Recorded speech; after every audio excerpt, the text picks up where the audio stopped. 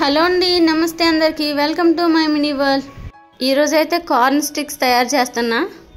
Sweet corn అంటే ఎవరికి ఇష్టం ఉండదు, ఎవరికైనా ఇష్టమే. దాన్ని మరింత టేస్టీగా ఇలా చేసుకుంటే బాగా ఇష్టంగా తింటారు.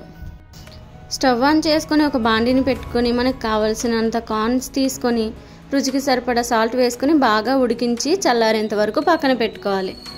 ఈ వర్షాకాలంలో వేడివేడిగా ఇలా హెల్దీ స్నాక్స్ చేసుకోవడం ఎవరికి ఇష్టం ఉండదు చెప్పండి.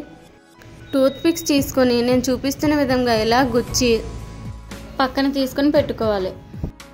ఇందులో ఒక స్పూన్ కార్న్ఫ్లవర్, రుచికి సరిపడా సాల్ట్, కొద్దిగా కారం, చాట్ మసాలా వేసి బాగా కలుపుకొని పక్కన పెట్టుకోవాలి. దీన్ని చూస్తూ ఉంటే ఇలా కలుపుతూ ఉండగానే ఇంకా తినేయాలి అనిపిస్తుంది కదా. నాకు కూడా అలాగే అనిపించి క్రేవింగ్స్ కంట్రోల్ చేసుకొని వంట పూర్తయ్యే వరకు నేను అలాగే ఉన్నాను. ఈవినింగ్ టైం బయట తెచ్చుకునే కంటే ఇంట్లో హెల్తీగా ఎలాంటి కల్తీ లేకుండా మన చేతులతో చేసుకొని తింటే ఆ ఆనందమే వేరు కదా.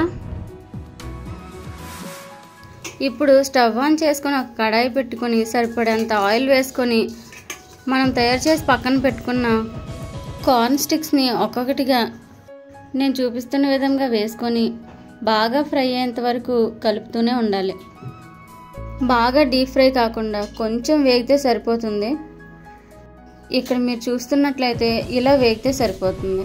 వీటన్నిటిని సపరేట్గా బౌల్లోకి తీసుకొని అందులో కొద్దిగా కారం, రుచికి సరిపడా సాల్ట్, కొద్దిగా చాట్ మసాలా వేసుకొని బాగా కలుపుకొని వేడివేడిగా ఉంటుండగానే తింటే ఆ టేస్టే వేరు.